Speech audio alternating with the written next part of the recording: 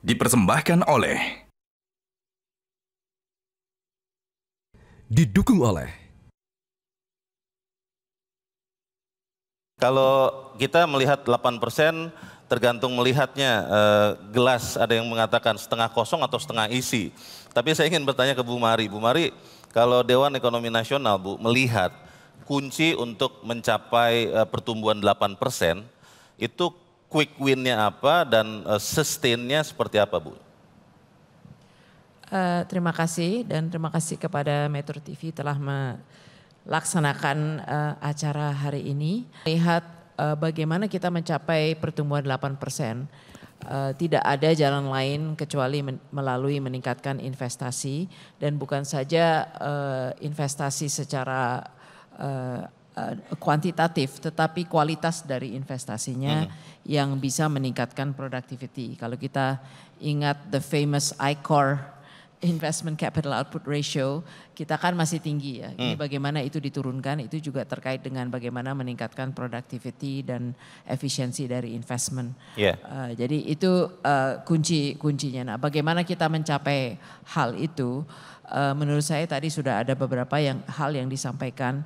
Kalau dari segi kesempatan ya, mungkin kalau kita bicara half full glass, mungkin kita selalu berbicara mengenai ketidakpastian yang kita hadapi, terutama dengan tarif lah dan lain sebagainya. Tapi sebetulnya di situ ada kesempatan, ya, karena apa yang terjadi di dalam tarif yang dikenakan secara berbeda antara berbagai negara, itu adalah relokasi dari investasi yang terjadi untuk mendiversifikasi resiko dan melakukan diversifikasi dari supply chain. Ada beberapa langkah yang dilakukan oleh pemerintah yang kita perlu apresiasi dalam ini kan merayakan 1 tahun ya. Satu adalah diselesaikannya EU Indonesia SEPA. Pak Susi, Kantor Menko sangat berperan dan tentu Kementerian Perdagangan dan seterusnya. Karena itu salah satu kunci utama untuk relokasi investasi. Kita sekarang menutup differential tarif dengan Vietnam untuk masuk ke pasar Eropa dan akan sangat membantu eksporter kita yang kehilangan pasar atau menghadapi ketidakpastian di Amerika. Kedua, bagaimana dengan kebijakan di dalam negeri? Tadi Pak Swa mengatakan peran dari APBN ya. Menurut saya APBN tadi nggak disebut ya, stimulus ya.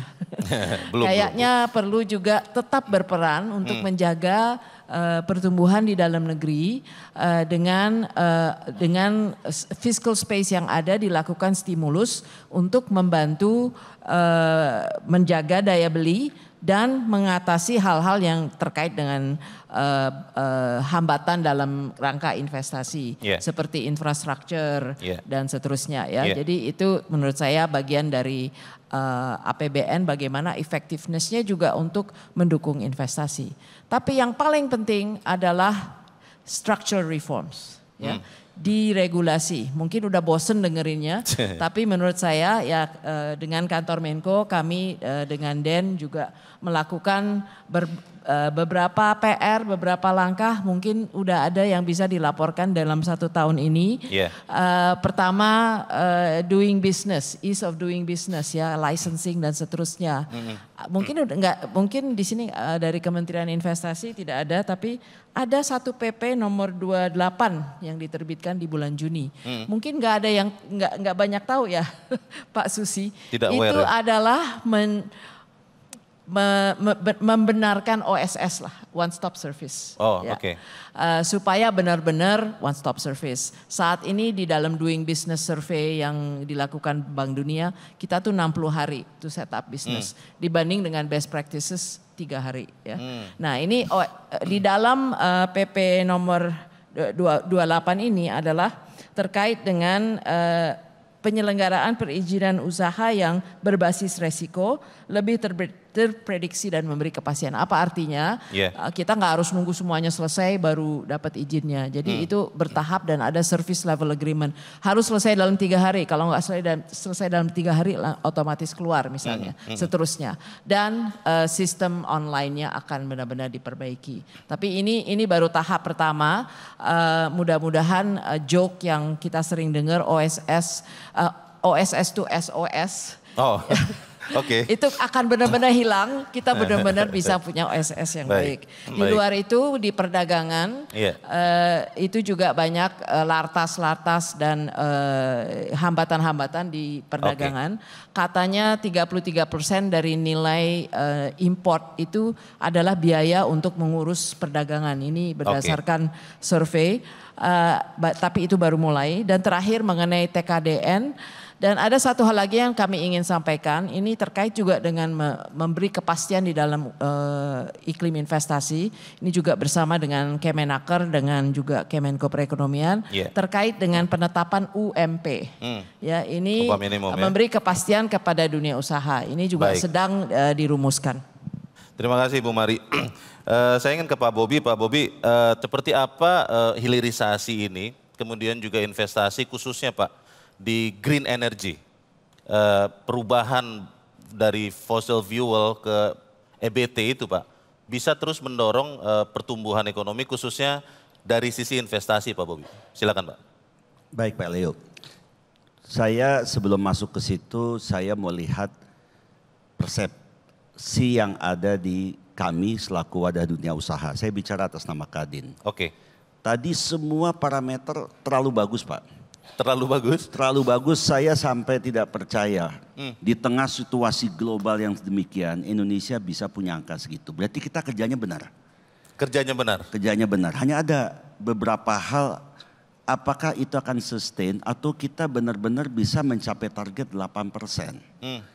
Ada 3 faktor menurut kami Pak. Yang pertama dengan seluruh potensi yang ada di Indonesia. Kita nomor 1 di nikel, kita nomor 1 di CPO, market dengan 280 juta orang, sekarang ekonomi stabil, politik stabil. Bagaimana unlock the potentials? Satu kata investasi Pak. Nah, pemerintah langkah memang dalam 1 tahun ini banyak sekali gebrakan. Tapi kita itu ada fenomena yang kemarin kita rasakan. Kalau kita tuh kayak seperti ketakutan dengan situasi, global lagi ada turun ekonomi, Eropa turun dan sebagainya, daya beli dalam negeri turun. Terus kita ikut-ikutan kecangkan ikat pinggang, ditambah rem Pak. Tiba-tiba ada menteri yang udah mulai longgarin nih, menteri keuangan baru. Kasih terobosan 200 triliun ditaruh likuiditas di pasar. Nah dengan itu apa? Ekonomi jadi bergerak Pak. Nah jadi yang unlock the value, how to increase dari 5,12% ke 8%. Nah kita mulai bisa lihat. Jadi pertama pemerintah ini bagaimana bisa unlock value itu. Nah tadi Pak Pandu lihat bicara DBS dengan penduduk cuma 6 juta orang bisa sekian kali lipat perbankan kita. Jadi ada hal yang mereka bisa mengangkat itu menjadi kelas global dengan potensi, memakai potensi market sekelilingnya. Nah Indonesia itu punya semua. Nah bagaimana yang nomor 2 Pak? Yang nomor 2 adalah pemerintah tidak bisa menaikkan ekonomi, mendorong ekonomi kalau hanya kerja sendiri. Kemarin Pak Jokowi 10 tahun infrastruktur dibangun oleh BUMN. Kenapa investor baik dalam negeri dan luar negeri tidak terlalu besar partisipasinya? Nah ini sekarang ini saatnya narik swasta dalam negeri dan terutama luar negeri untuk invest. Nah untuk invest itu pemerintah sendiri nggak usah pusing-pusing mikirin bikin jalan tol segala macam. Ada departemen PU lah yang mikirin. Tapi bagaimana membangun pembangkit listrik energi terbarukan. Kita punya potensi yang menjadi anomali. Potensi Indonesia di energi terbarukan itu 3.667 gigawatt Pak. Pembangunannya 0,41%, kurang dari 1%, something wrong. Bapak bisa bayangkan dengan ekonomi 5,12 ini dibuka Pak, naik bis di atas 8 Pak. Makanya Pak Purbaya tuh yakin banget bisa. Malah di atas 8 ya? Iya. Boleh diberi tepuk tangan Bapak Ibu untuk di atas 8 ini. Kita semangat Pak, pemerintah akhirnya turun tangan, dia punya investment arms, namanya Danantara. Itu udah benar, Danantara yang invest, jangan pemerintah yang invest.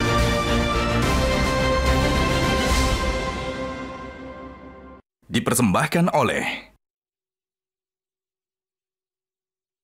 didukung oleh Download Metro TV Extend sekarang.